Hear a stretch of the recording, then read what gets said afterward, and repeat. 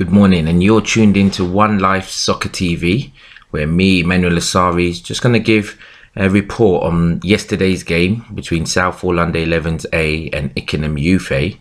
And I'm just using this process as a bit of a feedback for both the parents and the players. So to just give you a summary about the game itself before I go into details about each individual player. The game itself took place in quite a demanding weather conditions, and a big thank you has to go to the groundsman and to Matt Smith, who put in a lot of work on a few puddles that were on the pitch. They put in a lot of work brushing away the water and getting the pitch into a condition where the referee was satisfied that the game could continue. So a big thank you to those two gentlemen.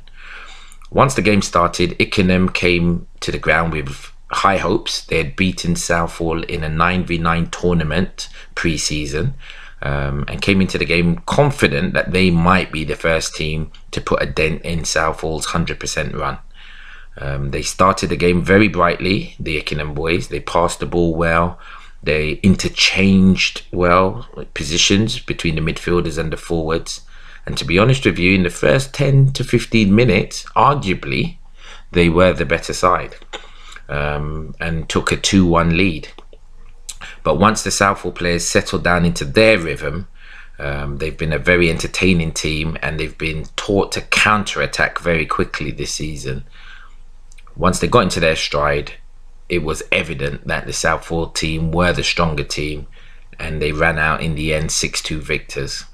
But as I say, that takes nothing away from Ickenham, but Southall did very well to achieve that result.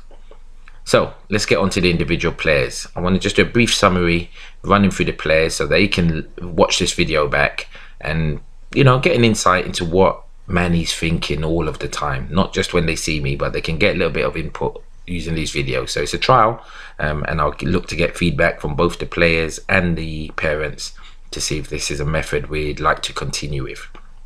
Okay, so let's start at the back. Reese Atkins in goal. He's a superb goalkeeper. He's joined us this season. First time he's playing competitive football. He's only been playing school football up to now. So it's his first season, and he's playing in quite a tough division. He's a very, very likeable character. And what I enjoyed about Reese's performance on Sunday against Ickenham was his distribution was much improved. And he seemed to be much more assured in his box. I felt the defenders had more confidence in Reese this week, and that anything that went over their heads would be gathered by their goalkeeper. So a big thumbs up to Reese. One of his most confident performances for me. In terms of the goals that went in, the first goal, some would say he might have got a hand to it, but I think the damage was already done by the poor defending in front of him. And the second goal he had no chance with. It was a great finish from the Ickenham striker. So yeah, so in terms of the 2 goals conceded, I wouldn't attach any blame to Reese.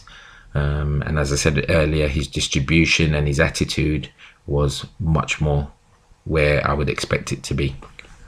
Left back, Harry Trout, one of the most energetic players in the team. I've known Harry now for 2 years, watching him within his development training. And when his dad approached me to ask if he could join Southall this season, I was more than happy to take him in, because Harry's a player that I believe I can assist in his development, and also in our environment where there are such good, talented, creative players. I believe this will also bring the best out in Harry. I decided to play Harry left back because as part of his development, I would like Harry to continuously play with his head up, assessing all his options as and when he's in receipt of the ball. And playing in a more defensive position means Harry's head has to be up, assessing his options, acknowledging where the opponents are. And I think he was very, very close to being the man of the match on Sunday. His energy levels, his attitude, his commitment in the tackle were all spot on. And in an attacking mode, he also got himself into some very, very, very good positions and managed to get himself a goal right at the end of the match. He scored the last goal to make it 6-2. So Harry had a very, very good day in the office. He's enjoying his football at the moment. That wonderful smile is still on his face. So, yep, a very good performance from our left back, who played in a multitude of positions, but he started off as left back. Harry Trout, well done to you, sir. Centre back to start with was Miles McLaren. Now, Miles in the last couple of weeks has looked sharp in training, really sharp in training, and he's beginning to now carry that out into his games on the Sunday. His game understanding is much improved this season, which I always suspected. I did speak to Dad when I first met Miles it's almost 3 seasons ago now. I said that Miles would improve as the pitches got bigger. He's a player that likes to stride out and open his leg, but his game understanding as well as his physical attributes have made Miles quite an imposing player this season. And now that his confidence seems to be at the right levels, we're beginning to see the best of this player. Miles scored a vital goal to get us back to 2-2 just before half-time. And as I said, the contribution he made both as a centre-back and later when he went into right-back was absolutely fantastic. He covered huge amounts of ground up and down the pitch. In fact, at times I had to tell him to hold back. 1, to simply get his breath back and recover, and 2, not to isolate his defenders by leaving them all the time. But generally, Miles had a fantastic game. He's in really good form. It's a shame we're going to miss him for the next 2 weeks, but hopefully he has a good rest in Barbados and comes back to us sharper and fitter than he is now. Well done, Miles. Right back, Harry Smith. Now, Harry's been a player that started off the season very well. His confidence was at the right levels. His distribution was good. His athleticism was very good. But on Sunday against Ickenham, for the first quarter of the game, Harry's positional sense was slightly off. And what I mean by that is when we win the ball, we ask our players to make the pitch as wide and as long as possible. But when we lose the ball or we're not in possession, we like our team to be more compact, protecting the central areas of the pitch, allowing the opponents to have time on the ball out wide, because our players can always shuffle across either to the left or to the right whenever the danger presents itself. But our starting point when we don't have the ball has to be a little bit more central. And I felt on Sunday against Ickenham, Harry's position when we were without the ball was a little bit too detached from his centre-back. And what that meant was the Ickenham players were able to exploit the gap between Harry and Miles. So much so that definitely the second goal and parts of the first goal were due to that gap between the right back and the centre back being exploited. So for the first quarter of this match, because of that, I had to substitute Harry, bring him off, let him understand why it is that he had been substituted. And to be fair to him, when he went back onto the pitch in the second half, we saw a revitalised player. His energy levels were correct, his passing was superb, and more importantly, positionally, he had corrected the distance between himself and the centre-back. So a big tick in the box for the second half, but a learning curve in the first half for Mr. Harry Smith. At left midfield against Ickenham, we started with Alfie Broughton. Alfie's another player who's been working particularly hard during training sessions, and on the Saturday before the Ickenham game, he had potentially his best training session to date. So this was rewarded with a start against Ickenham. Unfortunately for Alfie though, and I don't know if it's to do with nerves or slight confidence issues, Alfie wasn't able to take advantage of this start. For me, he was a little careless in possession, especially in his own half of the field, losing the ball, I would say 70% of the time when he was in receipt of it, which for the standard of the team that we are, is not really where we need our players to be. And so again, after the first quarter of this game, I decided to substitute Alfie, bring him off, just even if it was just to calm him down and get his head back on the task at hand. And again, just like Harry, when Alfie went back onto the pitch in the second half, it was a different player altogether. Alfie was confident in the ball, he was striding out, he was more dominant in his 1v1 situations. His passes and combination play with the strikers was excellent. And indeed, Alfie seemed to have learned an awful lot from his first half display. So a lesson for Alfie in the first half, you know, possession is the key to the Southall team. We keep the ball, all the players are confident on the ball, can receive on the back foot, front foot, can switch the play when necessary. So possession is a big thing for the Southall team. And so when a player is giving the ball away, as I say, a little bit carelessly, that's a lesson to be learned. And, you know, as I say, you'll be substituted, talked to, and hopefully go back onto the pitch with a revitalised effort. And that's exactly what Alfie did. So well done for your second half, Alfie. In the centre of the park, we started with Jude Hales. Jude is one of those players who, on his day, is as good a player as any I've seen. Technically sound, actually looks like a footballer when he's passing the ball or when he's beating a player. His body shape, body language is very, very, very healthy. And yeah, Jude started off this game very, very confident. I thought defensively, Jude could have been a little bit more stronger in the tackle, a bit more committed to the tackle. But in possession, he linked up very well with his midfield partners, Sebastian Asare. The two of them, I thought, you know, were very good in switching the plays at the right time and releasing pressure when necessary. As the game went on, Jude went to play out on the wing and actually finished off as a fullback. But this is what makes Jude special. Jude's quite a versatile player who can play a multitude of positions and give the manager exactly what he wants from each position. So a big thumbs up for Jude. You know, he was the captain for the day as Jasik started as a sub for not coming to training, which is one of our rules and regulations for this year. If you don't come to training, you can't expect to start the match. So Jude was the captain for the day and he did a superb job. Well done, Jude. In attacking midfield, we had Sebastian Asare. Sebastian started off this game in excellent form. I thought his decision making on the ball was really good. He looked to get the ball off Jude as much as possible, which is what I like from my midfield pairing. I like my midfield pairing to combine and bounce the ball off each other. And I thought Seb and Jude combined very well in the first half. Seb's pass selection was good. He understood when to switch the ball wide. He understood when to try and play a through ball into his strike partners.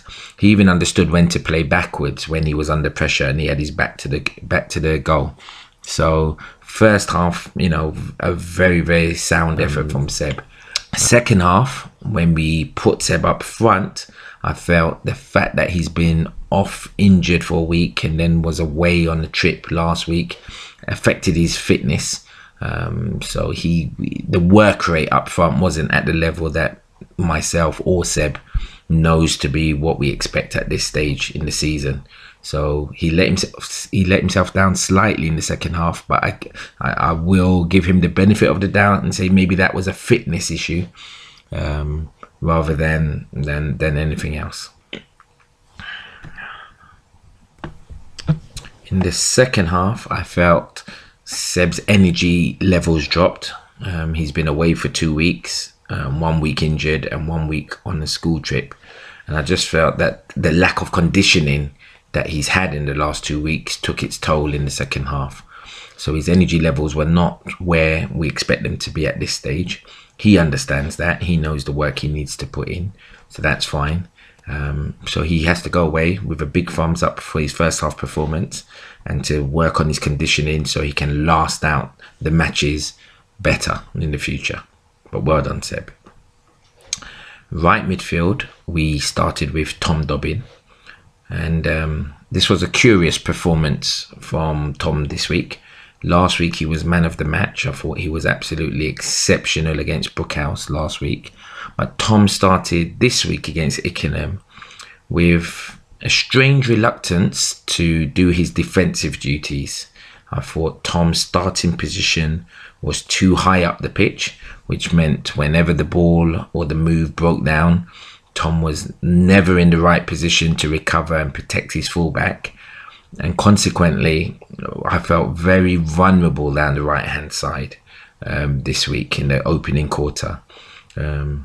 What was more strange was Tom was told on a number of occasions that his starting position was wrong, but he seemed not to be able to adjust.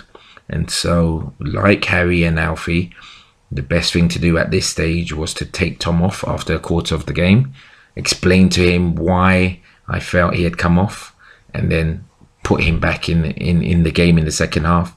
And just like the other two, Tom was a new player when he went back on. I did play him in a more advanced position, as that's where his head seemed to be this day.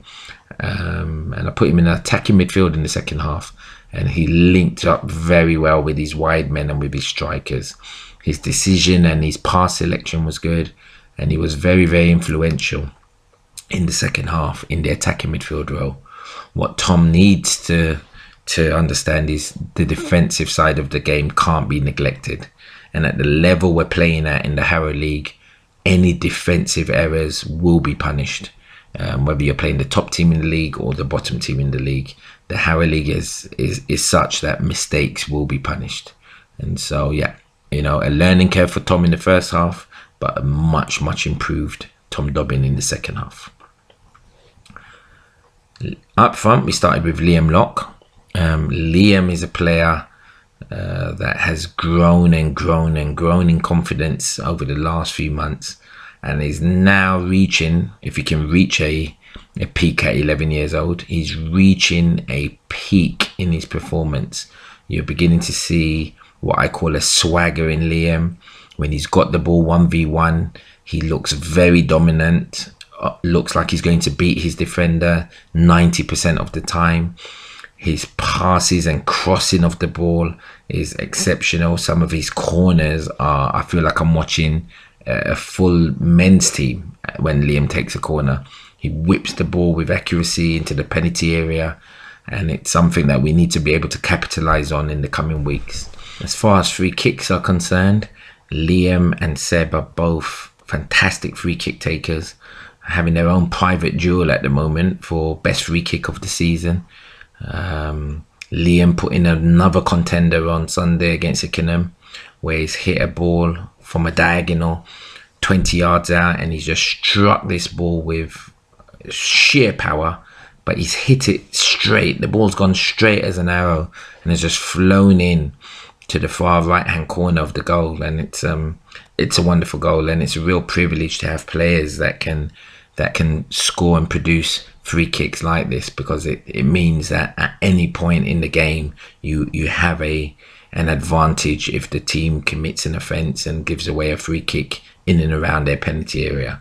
We have two players there, as I said, in Liam and Seb, that can really punish you if you give them the right opportunity. So Liam's confidence is sky high at the moment. He's playing at a good level. He's making better decisions. One of my concerns with Liam was, he sometimes made the wrong decision in possession. But in the last couple of games, that decision has been much improved. He's passing the ball at the right moments. He's taking his players on at the right moments. He's just making all-round better decisions when in possession. Would still like to see a better work rate from Liam when he hasn't got the ball. That's going to be my battle with Liam continuously, because there is a lot he can do in that department to improve his game. But yeah, Liam's in a very good place at the moment. And a big thumbs up from Liam. He was a constant threat to Ickenham and got 2 goals. So yeah, well done Liam Locke. I had a star-studded bench on Sunday. I had Abdi, Zach Brown and Jasik, who is the club captain this season. I had all 3 of those boys on the bench. And when you've got that sort of quality to bring on, you're going to change any game. So when we went 2-1 down, I felt it was the right moment to bring on those 3 players. And the impact was instant. I'll start with Abdi. I thought this was Abdi's best game in a Southall shirt to date. His physical attributes are always immense in these games, but his intelligence when he won the ball, his pass selection, his ability to break up a Ickenham attack and swiftly change it into a Southall counter-attack with his pace and his accuracy. Abdi's presence from corners and from set pieces was felt in the Ickenham box. He got his head to one of Liam's corners, which on another day, goes in. This time it went over the bar. I just enjoyed Abdi's performance. That's the right word to use. I enjoyed watching Abdi on Sunday. He was magnificent. He led the line as a centre back throughout. It was A grade. And if Abdi continues to play like that, it won't be long before he's also hitting a peak and causing a big noise in the Harrow League. Well done, Abdi. Zach Brown, superb. Absolutely superb on Sunday. Played in the holding role, which he likes to play. Zach was physically dominant, made good passes, linked up well with Seb in the first half and Tom Dobbin in the second half. Zach was full of energy on Sunday. He played like a boy that had something to prove. He's not a boy that likes being a sub, but he knows why he was a sub this week. And he came out and proved to me that, yes, Manny, next time you want to make me a sub, you're going to have to think twice, because it was that sort of performance. He ran, he covered a lot of pitch, covered a lot of ground on the right, left and central positions. He was responsible for perhaps the most important goal, actually getting our noses back in front at 3-2 when he carried the ball down the left wing, cutting onto his right foot. And where other players might have shot, Zach had the presence of mind to square past to Tom Dobbin, who finished off the play. So it was a much improved performance from Zach Brown.